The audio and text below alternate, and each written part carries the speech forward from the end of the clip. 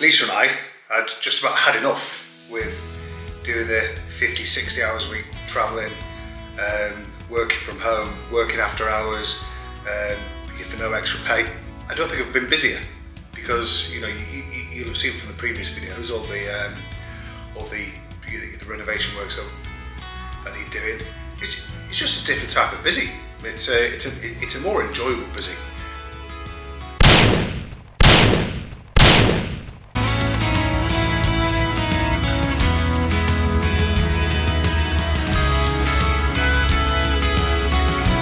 But before any of that, roll intro.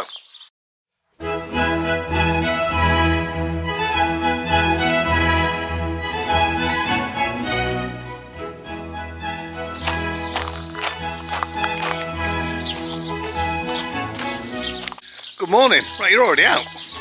Because Robbie let you out this morning. Saved me a job. Well done. Oh, it's walked into a cobweb.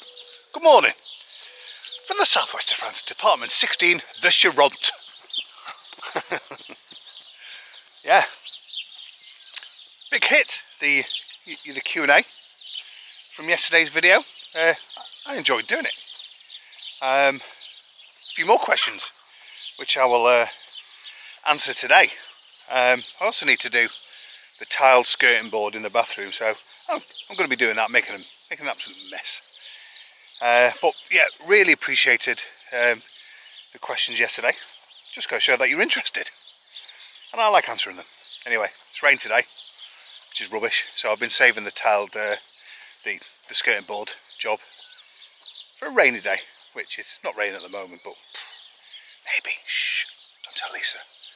If it dries off, I might be able to get on the bike. Shh! Don't say anything. Oh, I've got an update for you. So we've been trying to hatch chickens using the incubator and failed 3 times. One of the brown hens, she's sat on about 6 for weeks now. She won't move. And so we candled some yesterday, and there's a good couple.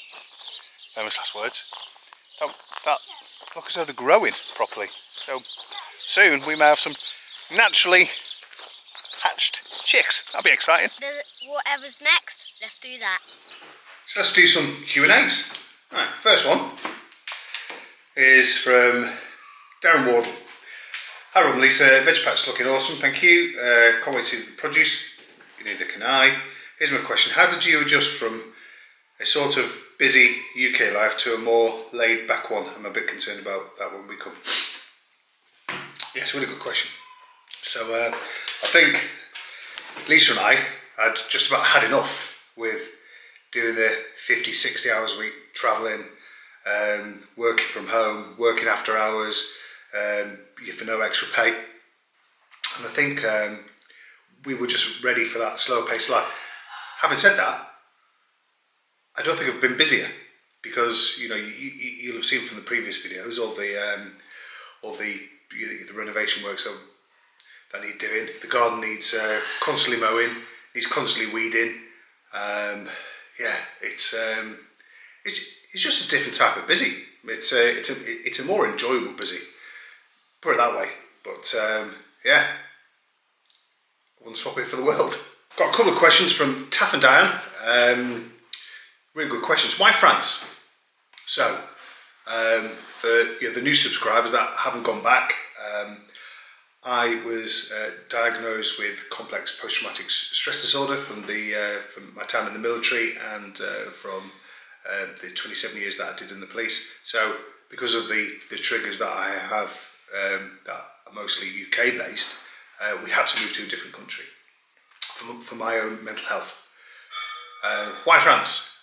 Probably because it's close enough to England for the kids just to fly over or actually drive if they wanted to, so once they're over here from Calais, they're about a 7-hour drive or about an hour and 15-minute flight, so it's a no-brainer. Why the southwest of France? Why the Charente?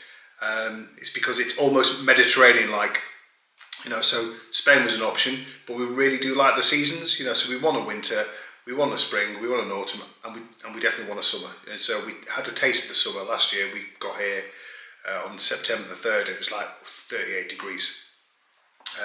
Celsius, which is in Fahrenheit it's over 100. So it gets proper hot here, which is what we enjoy. So another question from Taff and Diane. Thinking back to the visa application, can you remember what questions they asked you, if any, and did they interview you together or separately? Question 3, continue regarding how long did it take, plus how long did you have to wait for your reply? Right. So there was a video on it, funnily enough.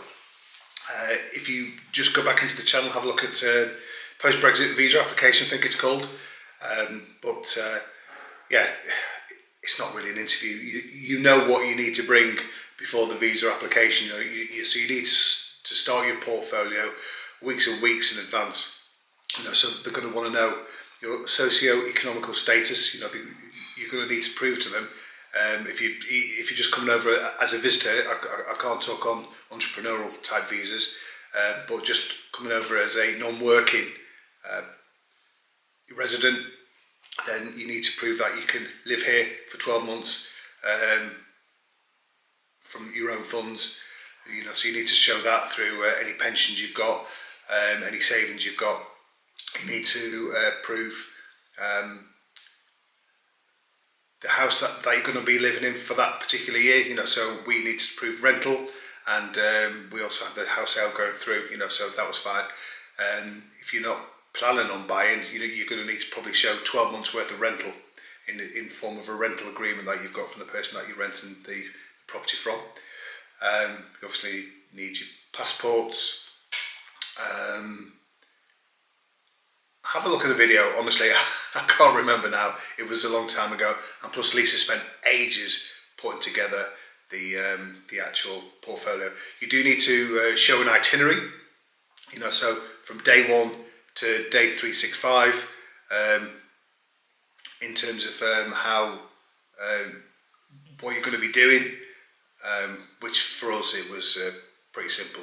We were coming over on the 3rd, renting until the 15th, buying on the 15th, and then living here. But yeah, we got interviewed together. So basically you just stood at a desk and you wait your turn, and all the person behind the desk does is they just tick off the documents that you're handing over. And that's it. So there's no questions. There's no intrusive questions. It was just the only questions that they ask is, have you got this document? You say yes, there it is. Have you got that document? Yes, there it is. And then you just go. There's an online app or link to the government website, which shows you what stage your application is in process, and it took us exactly 14 days from the day that we went to the visa appointment and to the day that we actually got our visas. Good question. A question from Michelle Robinson, who was asking around what I said yesterday about the doors and windows palaver that we've had to put off. Right. So basically, the people that had this house before, when they moved in 2009, they bought and fitted brand new UPVC windows and a door. As with anything in France, if you're making any changes to the exterior of your house, which includes windows and a door, you need to have permission to do that, permission from the mairie.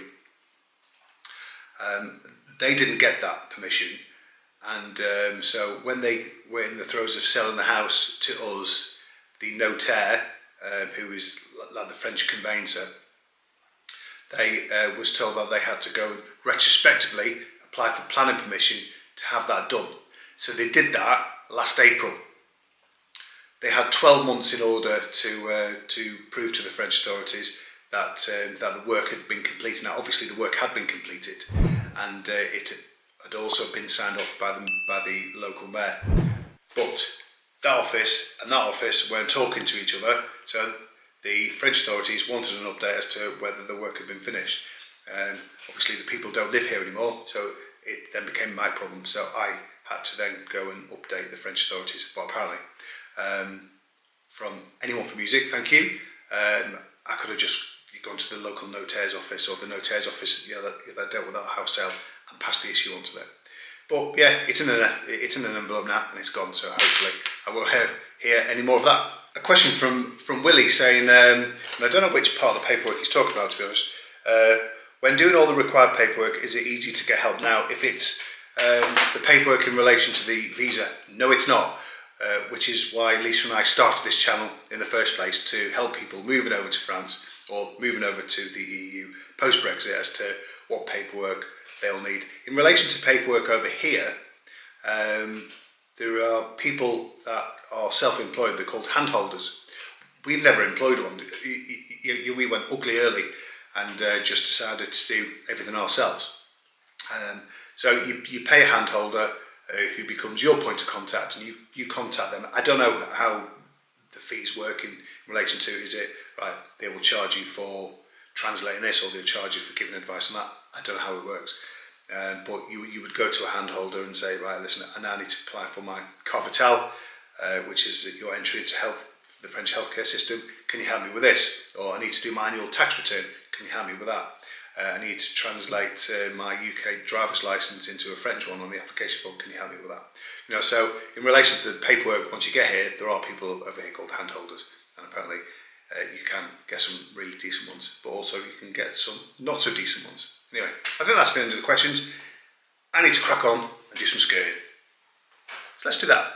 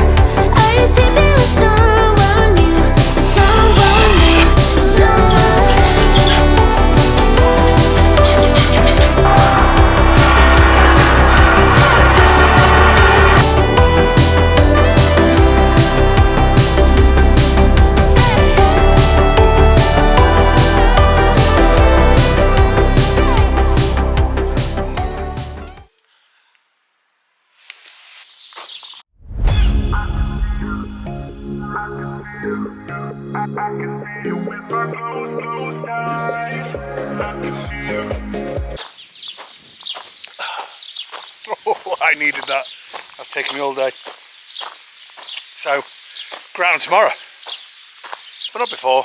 Colin, from French Countryside Life, link in the description. He's going to take me fishing. I think I went fishing once as a 12-year-old. That's about it. So, I'm looking forward to that. I'll take it. Anyway, so, I'm done. Need a shower. I'll see you tomorrow. Right, so off to Conflon, meet Colin, and we'll go fishing. I'm completely inappropriately dressed.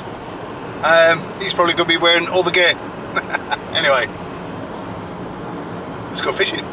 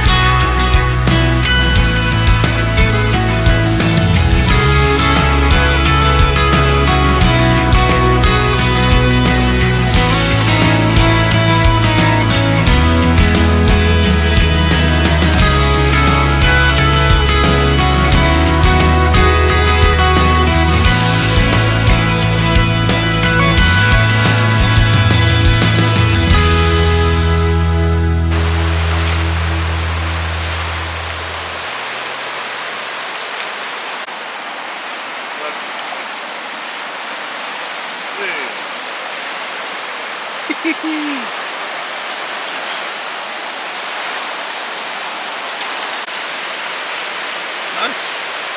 Okay. Me.